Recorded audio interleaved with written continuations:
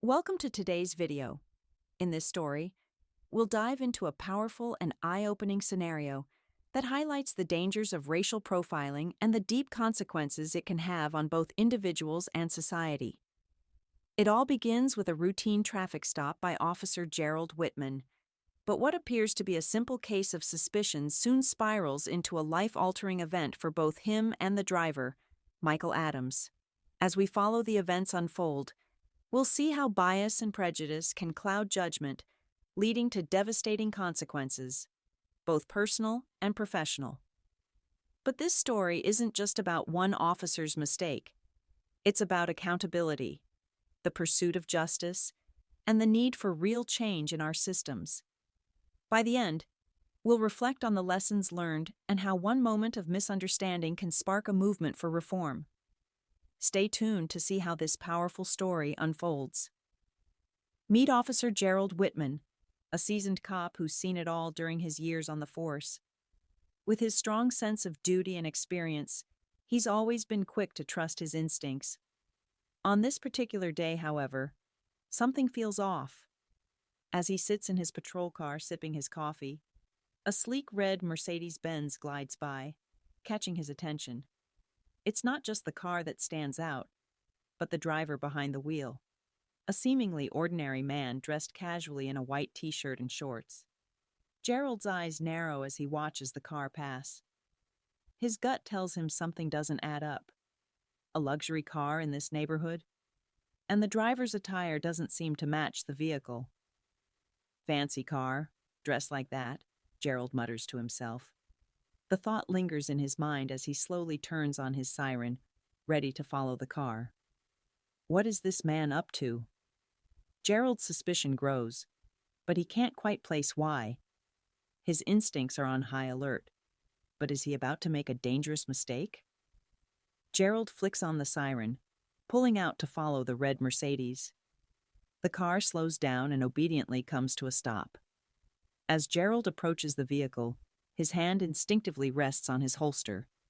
He can't shake the feeling that something's not right. The driver, Michael Adams, lowers the window without hesitation, his demeanor calm and collected. "License and registration," Gerald demands, his voice firm, but his mind still racing. Michael doesn't flinch. He hands over the requested documents without saying a word, his expression neutral but watchful, like someone who knows exactly how to handle this situation. Gerald studies the license closely, scanning the name and photo. It's all clean. Nothing stands out. Yet, a strange unease lingers. As Michael remains polite and cooperative, Gerald can't help but wonder, why would someone like him be driving a car like this? His mind races with questions. Michael is dressed in casual, almost unremarkable clothes, a simple white t-shirt and shorts. Yet here he is, behind the wheel of a luxury vehicle that screams wealth and success. Gerald's thoughts spiral. Is this man hiding something? The more he looks at the car, the more out of place it seems in this neighborhood, especially for someone dressed so simply. Gerald's instincts kick in harder. His gut tells him to dig deeper, but a small voice in the back of his head wonders if he's letting his suspicions cloud his judgment. Could he be misjudging this situation? Still, Gerald can't shake the feeling that something doesn't add up. With his suspicions mounting, he stands tall, gripping the documents Michael handed him, ready to push further.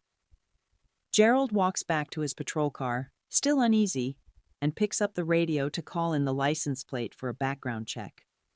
Michael remains seated in his car, calm and collected, not offering any resistance. "License plate 47XY21, Gerald says into the mic, his eyes never leaving the sleek red Mercedes. The dispatcher responds quickly, confirming the car is registered to Michael Adams, with no reports of theft or any issues in the system. "All clear," the dispatcher says. Gerald nods, but the feeling in his gut doesn't ease. Everything checks out on paper, yet something about Michael's demeanor, the way he's dressed, and the car he's driving still feels off. It's as if the facts are contradicting his instincts. Gerald frowns as he grips the radio again, fighting the nagging suspicion that no clean record could explain what he's seeing. There has to be more here, he thinks. Why does this all feel so wrong? Even with the all clear, Gerald's gut still tells him there's something he's missing. Gerald's unease grows, and against his better judgment, he orders Michael to step out of the car for a pat-down. "Step out of the car," he commands, his tone firm. Michael hesitates for a brief moment, then unbuckles his seatbelt and exits the vehicle. As Gerald moves in to search, Michael's calm demeanor shifts slightly, his eyes narrowing. "You can't detain me without cause," Michael states, his voice steady but firm. "That's called profiling, officer." The words hit Gerald like a punch to the gut. For a split second, he's thrown off balance. But his pride quickly resurfaces. "Watch your tone," Gerald snaps, his voice sharp as he continues the pat-down. "You're not in charge here." Michael stands tall, unfazed. "I'm not in charge, but you're making a big mistake." Just as the tension begins to escalate, the sound of tires crunching on gravel cuts through the air. Gerald glances over his shoulder, irritation flashing across his face. A black SUV rolls up behind his patrol car, and the driver's side window rolls down to reveal a woman in a tailored navy suit. She steps out, exuding an undeniable authority. "What's going on here?" she asks, her voice calm but commanding. Gerald feels a knot tighten in his stomach as the situation takes a turn he wasn't prepared for. Director Hastings steps forward, her gaze sharp and unwavering as she approaches Michael. "Attorney General Adams," she says, her tone softening just slightly as she acknowledges him. Gerald's heart drops as the realization hits him like a freight train. His mouth goes dry. Michael Adams. The Attorney General? The weight of his mistake crashes down on him. He just profiled someone of significant authority, and now his mistake was laid bare for all to see. Hastings turns to him, her expression hardening. "Officer Witman," she begins, her voice cold and stern. "Do you realize who you've just pulled over? This is not just any civilian. This is the Attorney General of the state." Gerald stumbles over his words, his confidence unraveling.